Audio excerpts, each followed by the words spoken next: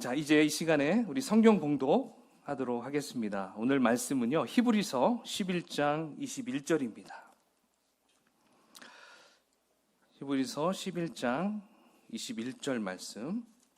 자, 우리 한 절인데요, 우리 큰 목소리로 함께 봉독하도록 하겠습니다. 시작. 믿음으로 야곱은 죽을 때에 요셉의 각 아들에게 축복하고 그 지팡이 머리에 의지하여 경배하였으며. 아멘. 네, 우리 서로 이렇게 바라보면서 좀 이렇게 축복의 인사하겠습니다. 어떻게 하냐면요, 당신은 하나님의 기쁨입니다. 시작. 아멘, 아멘.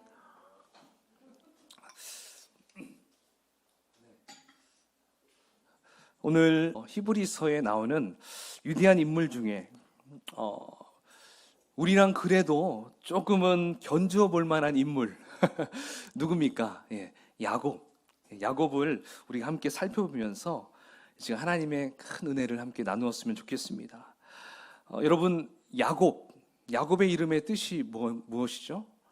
야곱의 이름의 뜻은 그 발 뒤꿈치를 잡다, 이제 이런 의미라고 합니다. 그리고 다른 사람의 장소를 차지하다. 네. 그리고 약탈자, 이런 의미를 가집니다. 실제 야곱은 쌍둥이로 태어나죠. 쌍둥이 형 이름이 뭐죠? 에서. 그러니까 태어날 때부터 에서의 그 발 뒤꿈치를 딱 잡고 같이 나오게 되죠. 그래서 그걸 본 이삭이, 아버지 이삭이 그걸 보고 이제 야곱으로 이름을 짓게 됩니다. 일반적으로 야곱, 이런 이름은 좀 이렇게 좋은 호감을 갖지 못해요. 특별히 만약에 참 저 집사님은 정말 야곱과 같아, 이렇게 얘기를 했을 때 어떤 뉘앙스인가요? 뭔가 고집이 좀 있고 근성이 있는 그런 사람이다, 그렇게 우리가 생각을 하죠. 실제 성경에 나타난 야곱의 성격은 처음에는 굉장히 내성적이었어요. 그리고 고집이 있고 또 실용적이면서 계산적인 사람이 바로 야곱이었어요. 언제 그랬습니까? 바로 장자권에 대한 그 집착, 그 형에게 가야 될 그 장자권을 끝까지 그걸 독차지하기 위해서 가진 방법을 다 쓰죠. 거짓말도 하죠. 그리고 또 라헬과 결혼하는 것을 보면 또 어떻습니까? 끈질기게 자신이 사랑하는 라헬과 결혼을 하고 말죠. 그리고 야복강에서 하나님의 사자와 씨름할 때 어떻게 됩니까? 그 씨름 사건을 보면 그의 성격을 또 우리가 알 수가 있죠. 그때 씨름에서 이겨가지고 이름을 이스라엘이라 또 받게 됩니다. 그러니까 쉽게 포기하지 않는 성격이 바로 야곱이었습니다. 요즘에는 그 성격을 파악할 때 우리 젊은 친구들은 MBTI, 이걸 굉장히 많이 이렇게 봐요. 저도 이렇게 한번 이렇게 해봤는데, 그래서 저도 궁금했어요. 야곱의 MBTI는 뭘까? 그래서 한번 인터넷을 찾아보니까 성경의 인물들이 다 나오더라고요. 거기에 맞게. 없는 게 없어요, 인터넷은. 찾아보니까 거기에서 ESFP로 나오더라고요. ESFP는 저와 똑같은 성격이더라고요. 그래서 이제 그것을 이제 성경적인 의미로 이렇게 풀이된 게 있는데, 이렇게 나와 있습니다. 행동 지향적이고 영적 삶에서는 외적인 것에 초점이 더 맞춰져 있고, 다른 이의 필요를 보고 돕고 싶어하며, 깊은 신학 강해보다 간증하기를 좋아하고, 자신의 믿음을 말하기보다 삶으로 보여주길 좋아한다, 이렇게 나와 있고요. 근데 이러한 신앙인에게 필요한 것이 있었습니다. 그게 뭐냐면, 요구사항이 뭐냐면, 하나님께 자신의 감정을 빨리 털어놔야 된다. 그리고 하나님께 조용히 나아갈 시간을 가질 필요가 있다. 저에게 하는 얘기인 것 같아요. 그 장점도 있습니다. 하나님에 대해 친구같이 따뜻한 감정을 가지고 있다. 그리고 예배 때 찬양 부르기를 좋아한다. 이렇게 ESFP가 이런 그 성경적인 성격의 소유를 갖고 있다, 이렇게 나와 있더라고요. 보면서 참 개인적으로 저와 닮은 게 참 많이 있구나 또 생각을 해봤습니다. 어쨌든 야곱은 이제 그런 인생을 살다가 말년에 가나안 지역의 기근 때문에 이제 총리가 된 아들 요셉에 의해 애굽으로 이주하게 됩니다. 그리고 애굽 왕 바로를 만났을 때 그 야곱이 자신의 인생을 이렇게 표현하죠. 우리 한번 본문 창세기 47장 9절인데요. 네, 한번 그 화면을 한번 보시면 나올 겁니다. 자, 우리 같이 한번 읽어볼까요? 자신이 어떻게 고백하는지 시작.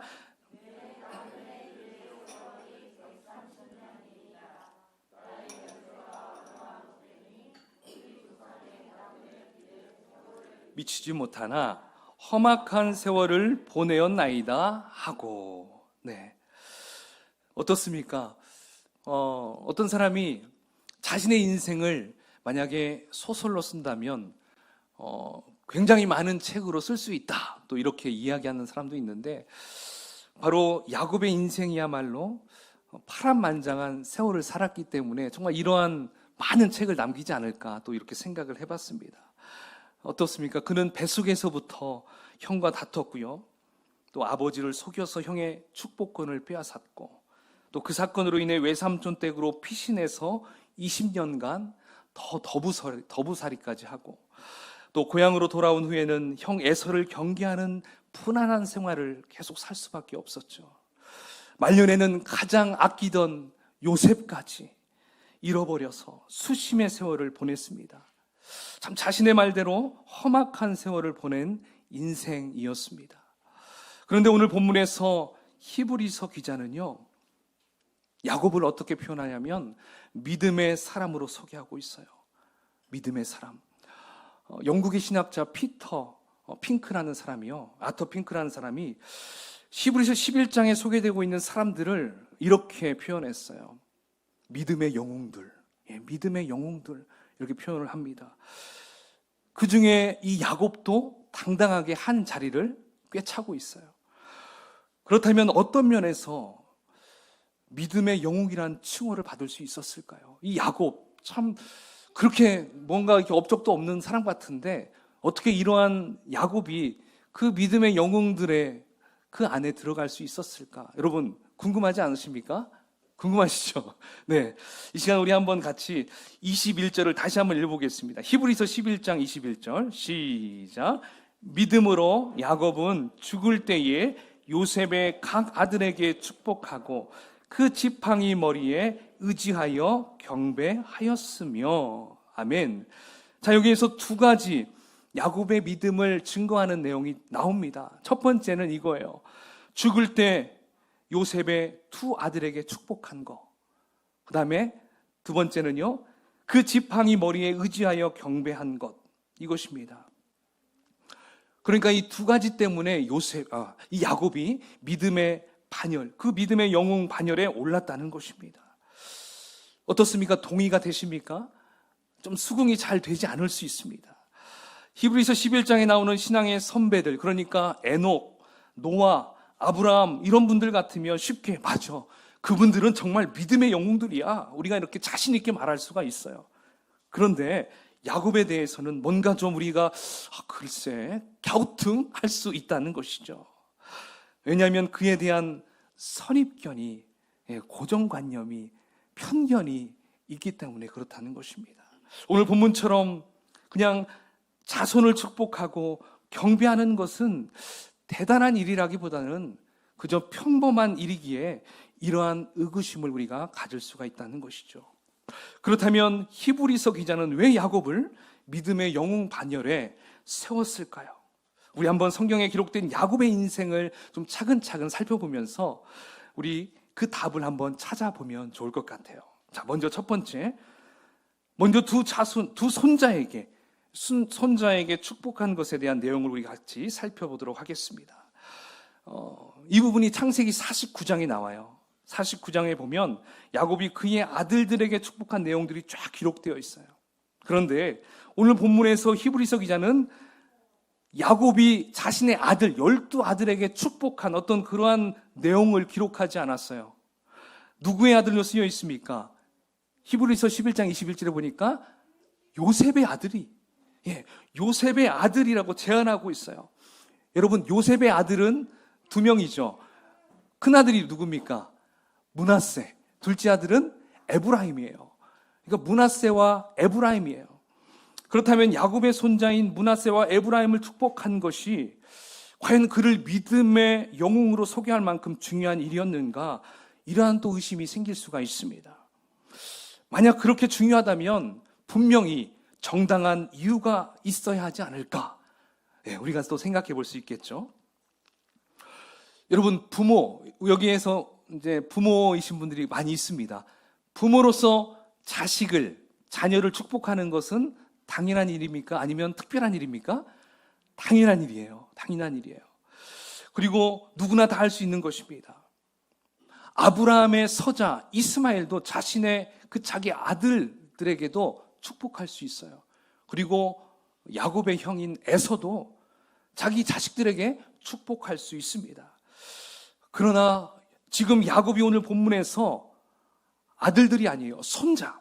이 손자에게 축복한 것은 아무나 할 수 있는 것이 아니라는 것입니다.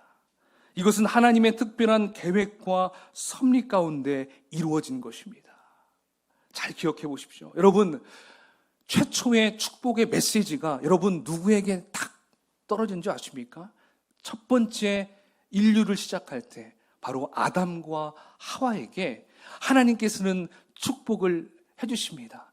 그 축복이 바로 창세기 1장 28절인데요. 어떤 축복을 하셨는지 한번 읽어보도록 하겠습니다. 시작. 하나님이 그들에게 복을 주시며 그들에게 이르시되 생육하고 번성하여 땅에 충만하라. 땅을 정복하라. 바다의 고기와 공중의 새와 땅에 움직이는 모든 생물을 다스리라 하시니라. 아멘, 아멘. 이 말씀은 하나님께서 가장 첫 번째 인간들에게 하신 말씀입니다. 하신 말씀, 축복의 메시지였어요. 그러나 아담과 하와는 그 축복의 말씀을 받고서 그 말씀대로 삶을 유지하지 못했다는 것입니다. 하나님 앞에 불순종함으로 인해서 어떻게 됩니까? 축복의 자격을 박탈당하고 맙니다. 그 다음부터 인간들은 이제 하나님을 멀리하게 되었고요, 살인을 저질렀고요, 그리고 성적인 타락으로 하나님의 심판을 자초하게 되었습니다. 그래서 창세기 3장부터 11장까지는요 어떤 내용이 기록되어 있습니까? 인류의 타락과 땅의 역사, 배반의 역사가 기록되어 있습니다. 결국 노아 시대에 홍수로 심판하셨고 의인 노아를 통해 인류를 구원하시려는 계획을 다시 세우십니다. 그러나 얼마 되지 않아 그들은 무슨 탑을 쌓았죠? 바벨탑을 쌓았어요. 그죠? 그 바벨탑을 쌓기 시작했어요. 하나님께서 그 바벨탑을 쌓는 것을 보시며 그 인간들의 교만함을 보십니다. 그때는 온 인류가 다 같은 언어를 사용했잖아요. 그래서 그 바벨탑 사건을, 그것을 하나님께서 너무나 싫어하셨기 때문에 그들의 언어를 다 다르게 만들었어요. 그래서 인류가 다 흩어지게 만들어 버렸죠. 그 후에 성경은 인류가 하나님을 섬겼다라는 기록을 담지 않고 있습니다. 단지 누가 누구를 낳고 몇 년을 살다가 죽었더라 이런 얘기만 나오게 되죠. 맞죠? 그 부분 많이 읽어보셨죠, 창세기?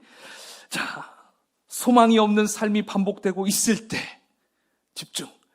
갈대아 우르에서 하나님께서 누구를 택하셨죠? 아브라함을 택하시죠. 아브라함이 잘나서도 아니었어요. 아브라함이 실력이 있어서 택한 것도 아니었어요. 하나님의 전적인 선택이었어요. 그 말씀이 창세기 12장 2절과 3절이죠. 그 아브라함을 바라보며 이렇게 축복합니다. 우리 빨리 한번 읽어볼까요? 시작. 내가 너로 큰 민족을 이루고 내게 복을 주어 내 이름을 창대하게 하리니 너는 복이 될지라. 너를 축복하는 자에게는 내가 복을 내리고 너를 저주하는 자에게는 내가 저주하리니 땅의 모든 족속이 너로 말미암아 복을 얻을 것이라 하신지라. 아멘, 아멘. 하나님께서 아브라함을 선택하셨습니다. 무조건적인 선택을 하셨죠. 그러면서 하나님께서는 아브라함에게 약속의 말씀을 다시 주십니다. 아브라함아, 내가 너에게 자손을 줄 건데 하늘의 별처럼 저 바다의 모래알처럼 셀 수 없을 정도로 내가 너에게 줄 거야. 하나님께서는 아브라함에게 축복하십니다. 그렇게 약속하셨습니다. 자, 그 위에 하나님께서는 또 아브라함이 낳은 그 아들, 어렵게 낳은 그 아들 이삭, 그 이삭에게 똑같은 축복의 말씀을 주십니다. 그런데 신기한 것은 그의 서자 이스마엘 주지 않았어요. 오직 이삭에게만 줬어요. 여러분, 아브라함이 낳은 아들로 본다면 이삭은 몇째 아들인가요? 둘째 아들이에요. 이스마엘이 첫째. 근데 이삭에게 그 축복의 메시지를 주십니다. 그게 바로 창세기 26장 2절 4절인데요. 자, 한번 읽어보겠습니다. 시작. 여호와께서 이삭에게 나타나 이르시되 애굽으로 내려가지 말고 내가 내게 지시하는 땅에 거주하라. 이 땅에 거류하면 내가 너와 함께 있어 내게 복을 주고 내가 이 모든 땅을 너와 내 자손에게 주리라. 내가 네 아버지 아브라함에게 맹세한 것을 이루어 내 자손을 하늘의 별과 같이 번성하게 하며 이 모든 땅을 내 자손에게 주리니 내 자손으로 말미암아 천하 만민이 복을 받으리라. 아멘. 이삭이 이 메시지를 받았어요. 자, 그러면 이 메시지가 또 누구에게 흘려가냐면요, 하란으로 도망갔던 야곱에게 주어져요. 도망자 신세였는데 참 불쌍한 그 야곱에게 하나님이 나타나셔서 그 복을 주십니다. 그게 바로 28장 13절 14절입니다.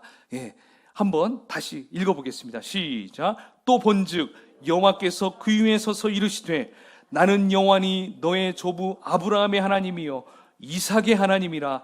내가 누워있는 땅을 내가 너와 내 자손에게 주리니 내 자손이 땅에 티끌같이 되어 내가 서쪽과 동쪽과 북쪽과 남쪽으로 퍼져 나갈지며 땅의 모든 족속이 너와 내 자손으로 말미암아 복을 받으리라. 아멘. 아멘. 복이 점점 확장되는 것 같아요. 더 구체적으로 막 이렇게 이루어지고 있습니다. 여러분, 이 야곱에게 주신 이 축복이 그의 형 에서에게 줍니까? 안 줍니까? 안 주어졌어요. 에서에게는 임하지 않았습니다. 그러니까 이 축복의 말씀이 아브라함으로부터 이삭 그리고 야곱에 이르기까지 하나님께서 정하신 사람에게 지금 주어지고 있다는 것입니다. 솔직히 인간적으로 보나 어떤 실력적으로 보나 인격적으로 보나 야곱보다는 에서가 좀 낫지 않았나요? 그렇죠? 의리도 있고 힘도 있고 막 그렇잖아요. 굉장히 축복받기에 적합한 사람이라고 생각할 수 있어요. 인간적으로 볼 때. 그런데 하나님께서는 에서를 택하지 않았어요. 근데 아버지 이삭은 누구를 택하려고 했습니까? 에서, 육적인 장자인 에서에게 축복하려고 했습니다. 그렇지만 하나님께서는 수단과 방법을 가리지 않고 못 받게 했잖아요. 예. 근데 리브가도 야곱도 그냥 순리대로 하나님의 말씀에 이렇게 순종했다면 그냥 당연히 하나님께서 이렇게 주셨을 텐데 그들은 인간적인 방법으로 어떻게 하려 보니까 고생해서 받긴 받았지만 이걸 또 여기서 우리가 깊은 비밀을 알 수가 있다는 것이죠. 어쨌든 하나님의 뜻은 누구도 바꿀 수가 없었다는 것이죠. 결국 이 축복의 통로는 야곱을 통해서 누구까지 흘러갑니까? 둘째 아담이신 예수 그리스도께까지 흘러가도록 하나님께서 정하셨습니다. 따라서 인간의 힘으로는 바꿀 수가 없는 것이었어요. 자, 이제 야곱은 세월이 흘러서 나이를 많이 먹게 되었어요. 자신의 죽을 날이 가까워 왔음을 깨달았습니다. 그러나 꼭 해야 할 일이 한 가지 남아 있었죠. 그것은 자손들을 축복하는 거였습니다. 자, 이제 요셉이 아버지의 임종을 보기 위해 두 아들들을 데리고 아버지 야곱에게 데려왔어요. 창세기 48장 8절 9절입니다. 자, 한번 읽어보겠습니다. 시작. 이스라엘이 요셉의 아들을 보고 이르되 이들은 누구냐? 요셉이 그의 아버지에게 아뢰되 이는 하나님이 여기서 내게 주신 아들들이니이다. 아버지가 이르되 그들을 내게 데리고 내 앞으로 나오라. 내가 그들에게 축복하리라. 아멘. 자, 이제 요셉의 아버지 야곱은 그 손자 둘에게 축복을 하겠다 하고 오라고 합니다.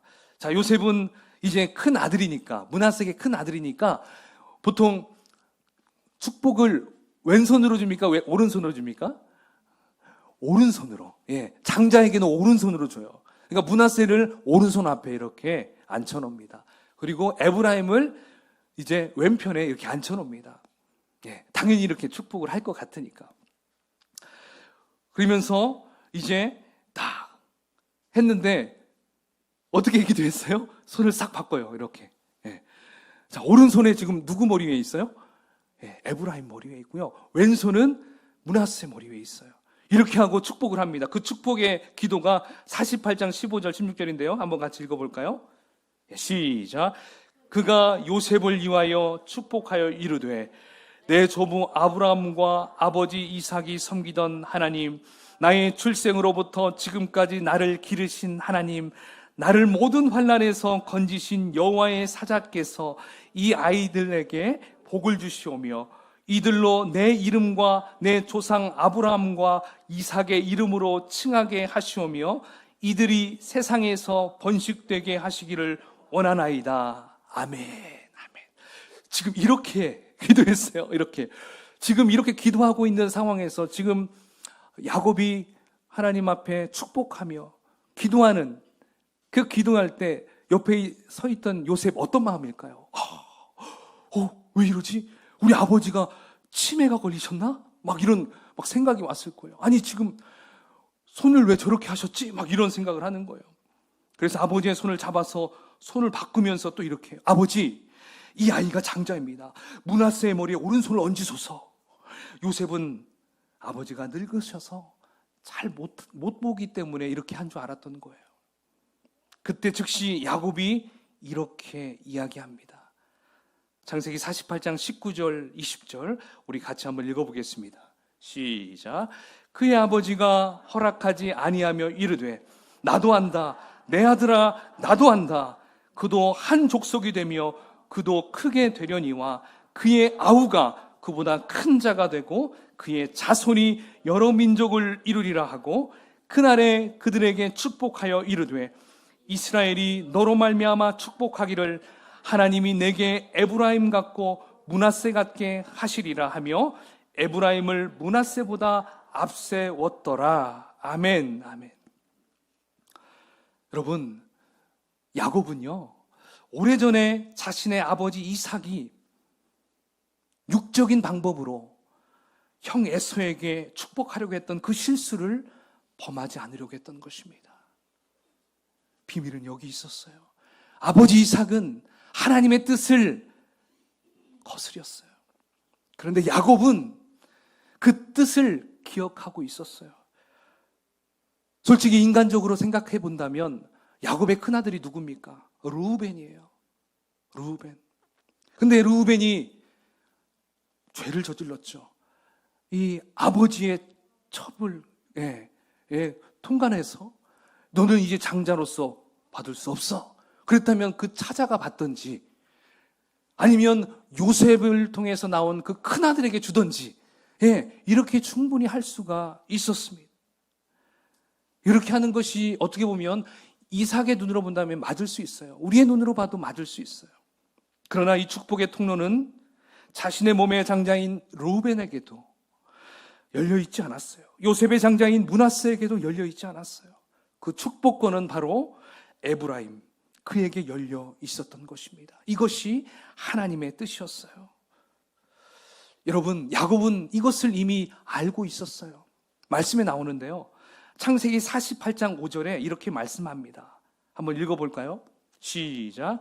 내가 애굽으로 와서 내게 이르기 전에 애굽에서 네가 낳은 두 아들 에브라임과 므낫세는 내 것이라 르우벤과 시몬처럼 내 것이 될 것이다. 될 것이요. 네. 여기에서 순서가 어떻게 됩니까?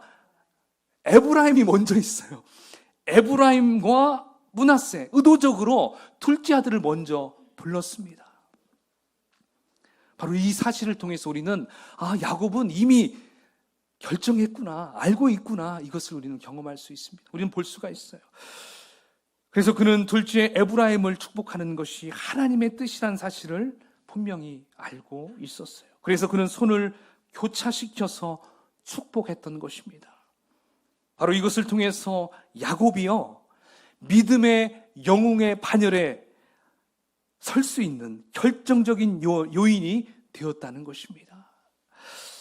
여러분, 솔직히 이때 요셉은 실세였어요. 형제들에서 그래도 11번째 아들이었지만 그는 최고 실세였어요. 왜? 총리였잖아요. 그때 최고의 강대국 애굽의 총리였어요. 발언권이 충분히 있었어요. 그러나 야곱은 인간적인 힘의 영향을 받지 않았어요. 요셉이 막 그렇게 얘기했을 때, 그렇지, 그래야지. 그래. 나이가 얼마나 많이 먹어? 140 막 넘었을 때잖아요. 그러니까, 근데 야곱은 절대 흔들리지 않았어요. 누가 뭐라고 해도 흔들리지 않았던 것입니다. 여기에서 우리는 야곱의 이와 같은 태도를 보면서 중요한 교훈을 얻을 수 있어요. 신앙의 성패는 하나님의 뜻을 알고 그 뜻대로 준행하는 것이구나. 할렐루야. 하나님의 뜻을 알고 그 뜻에 준행하는 것, 순종하는 것, 이게 키포인트였습니다. 어떤 설교가는 이런 말을 했어요. 인간으로서 우리가 알아야 하고 우리가 가져야 할 가장 위대한 지식은 하나님의 뜻을 아는 것이고, 인간으로서 또 우리가 남길 수 있는 가장 위대한 업적은 하나님의 뜻을 이루는 것이다. 하나님의 뜻을 알고 하나님의 뜻을 이루는 것, 이것이 바로 그리스도인들이 해야 될 사명인 줄 믿습니다. 그런데 여러분, 사람들은 어떻습니까? 하나님의 뜻을 알기 위해 무릎 꿇기보다는 자기의 이익과 성공에 집착해 있고, 하나님의 뜻을 준행하기보다는 자신의 이름을 내고 업적을 쌓는 일에 관심이 더 많은 것을 우리는 볼 수가 있어요. 참 이렇게 교회 다니는 사람들도 참 많이 보입니다.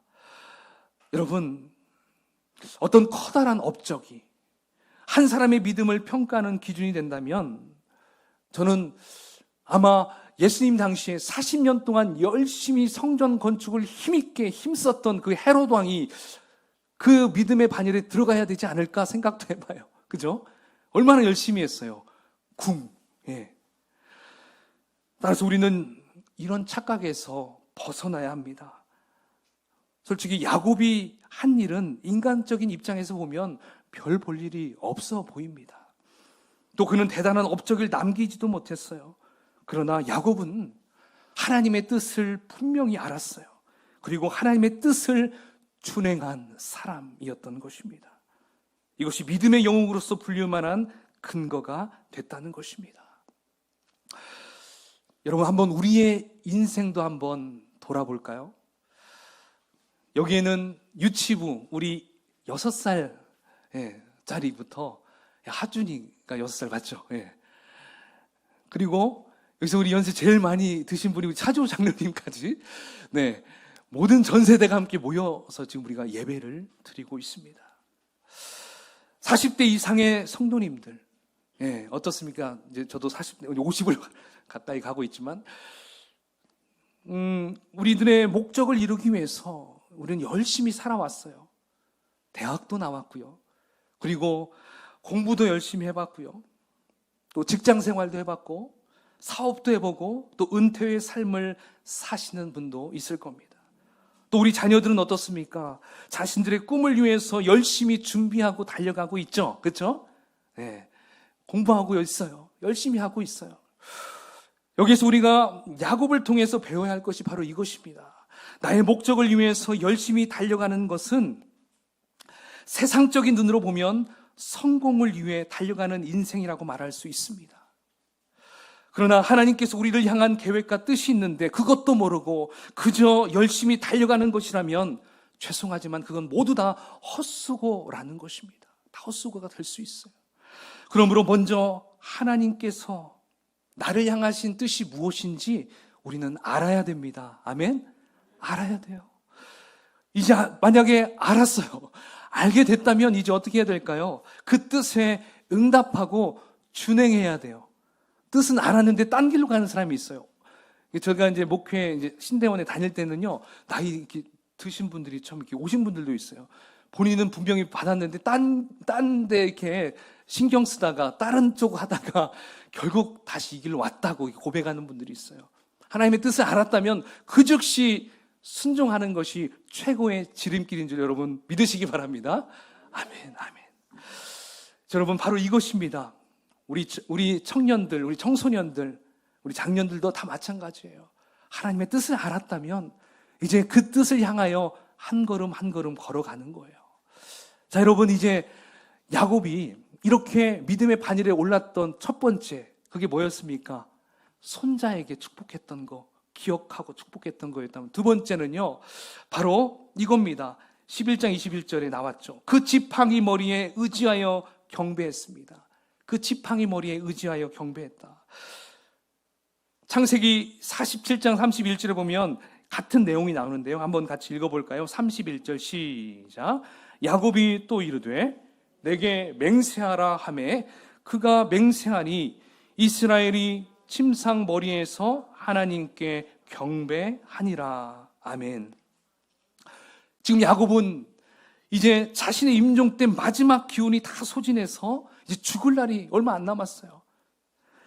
이제 지팡이를 의지하면서 하나님을 경배하고 있어요. 그의 나이가 147세입니다. 이제 지팡이를 의지하지 않고서는 그의 몸을 일으켜 세울 수도 없을 만큼 노쇠했어요.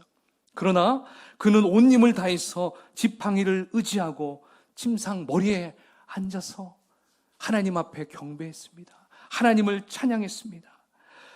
그의 젊은 시절 그는 어떤 인생이었습니까?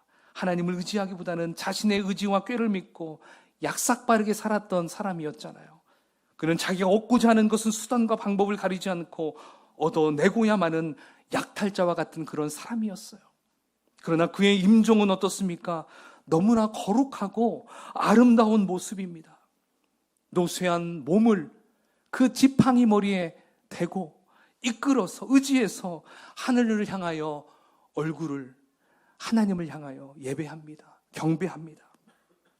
시작은 별로 그는 안 좋았어요. 하지만 끝을 아름답게 장식한 인물이 바로 야곱이었습니다. 그리고 신약 시대에도 한 인물이 있죠. 사도 바울. 그의 고백도 너무나 멋지잖아요. 한번 제가 여러분들 한번 같이 고백해 볼까요? 디모데후서 4장 7절인데요. 시작. 나는 선한 싸움을 싸우고 나의 달려갈 길을 마치고 믿음을 지켰으니. 아멘. 아멘.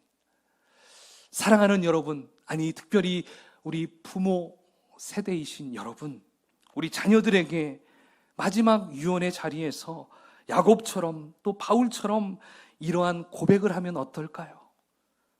그러기 위해서는 우리는 일상을 살아가는 그 하루하루의 삶이 정말 중요하다는 것입니다. 우리의 삶은 어제보다는 낫고 또 내일의 삶은 오늘보다는 좀 더 나은 그런 삶이 되어야 될 줄 믿습니다. 야곱은 세월이 흘러갈수록 더 믿음이 쇠퇴하지 않았어요. 그 믿음은 더욱더 강화되었습니다. 더욱더 커졌어요. 죽는 날까지 그는 믿음을 지켰어요. 그리고 마지막에 자녀들을 축복하고 하나님을 경배하며 거룩한 모습으로 장엄하게 죽음을 맞이했다는 것입니다. 포도주는 오래될수록 그 가치가 더 높아지잖아요. 신앙도 마찬가지입니다.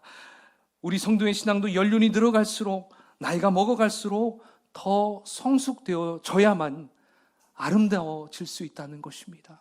교회만 왔다 갔다 한다고 신앙이 커지는 게 아니죠.